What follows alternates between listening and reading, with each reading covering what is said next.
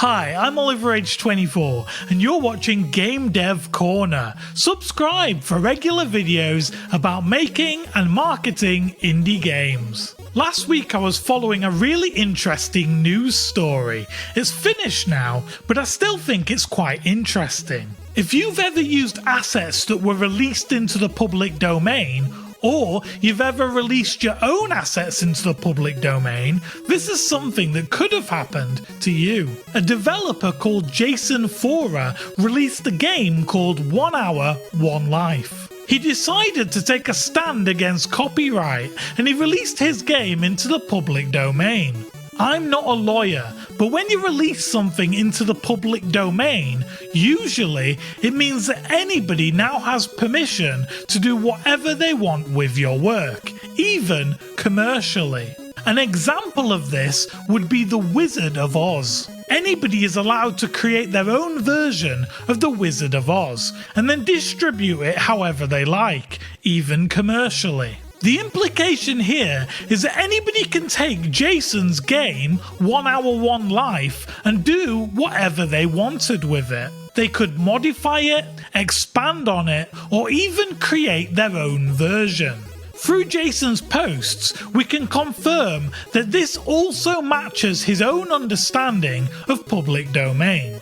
And as part of its public domain release, Jason made all of the source code and the game assets publicly available for free. Now, even though he released it into the public domain, Jason also released the game onto Steam for $20. This is because it's a multiplayer game and it requires servers to run. The money from the game's sales goes towards the cost of the servers and to support Jason and his work on the game.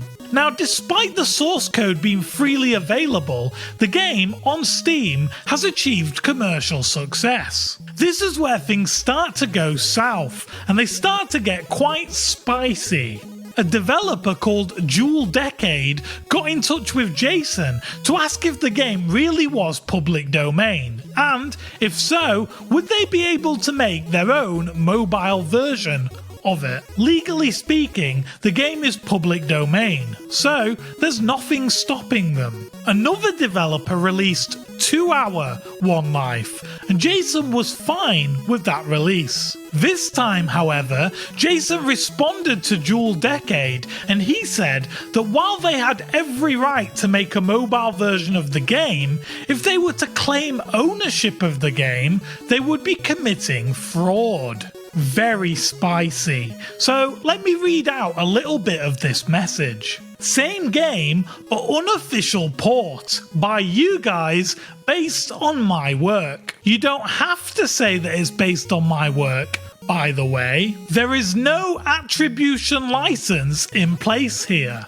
But if you're claiming authorship yourself, you better mention this so as not to commit fraud. I'm not a lawyer, but I'm pretty sure that Jason is mistaken. If something is released into the public domain without an attribution license, anybody is free to take it, do whatever they want with it, and then release it without credit. They could choose to credit the original author if they wish, or they could choose not to. Both are totally fine. Although, obviously, I'm not a lawyer. The mobile version of the game was completed and released, and surprisingly, it actually started to outperform the original version of the game. Jason then became concerned that people were mistaking the mobile version of the game to have been made by him. Players were messaging him with support questions, because if you look at his Twitter, it says that he is the creator of 1 Hour, 1 Life, so you could imagine the players' confusion. The mobile version of the game, by Jewel Decade, not by Jason, was then released in China, and it grew even bigger by a whole order of magnitude. This was now the most popular version of the game by a really long way. This is the point where Jason took real offense and he posted a public letter to Jewel Decade. He said that it wasn't his copyright he was upset about.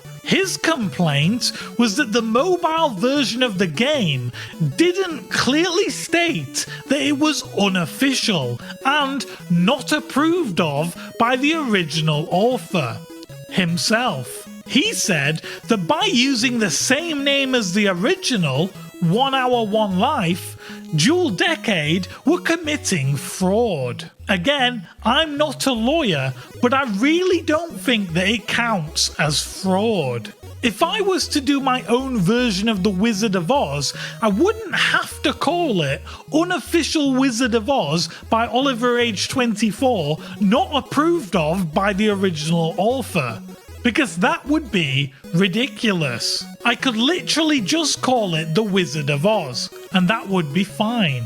Once something is public domain, anybody is completely free to do anything with it. There's actually a separate license that could be used, which is very similar to public domain, except it means that the original author has to be attributed. Jason said that he's upset because he considers the game his legacy, and he doesn't want somebody else to harm his legacy by doing things that he didn't intend with the game. One example that he gives is that Dual Decade added Santa Claus into their version of the game, something that he would never do.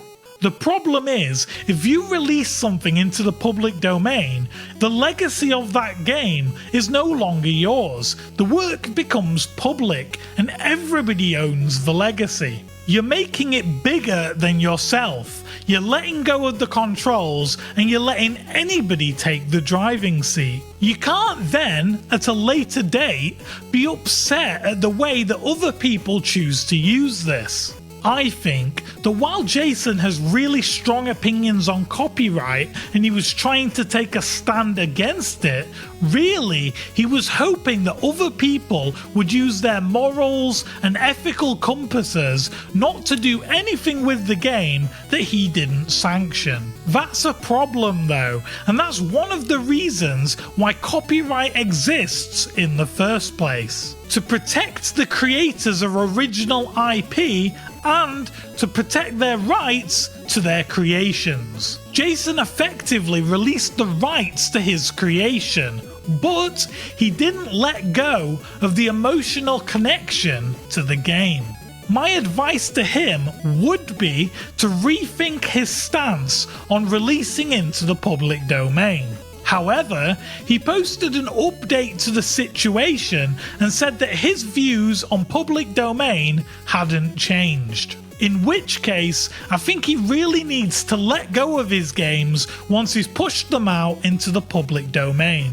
I guess the moral of the story is, if you give people the rights to your game and it proves to be successful, then somebody out there will take you up on the offer.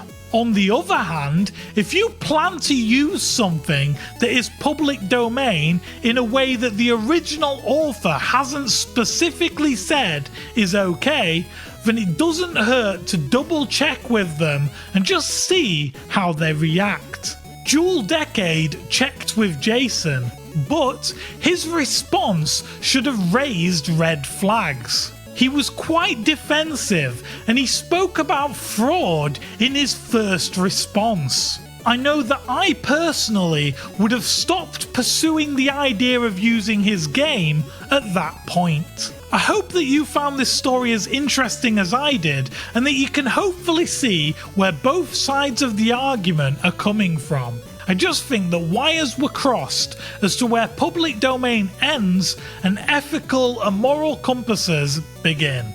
If you enjoyed this video, hit subscribe and turn on notifications to find out about the next one.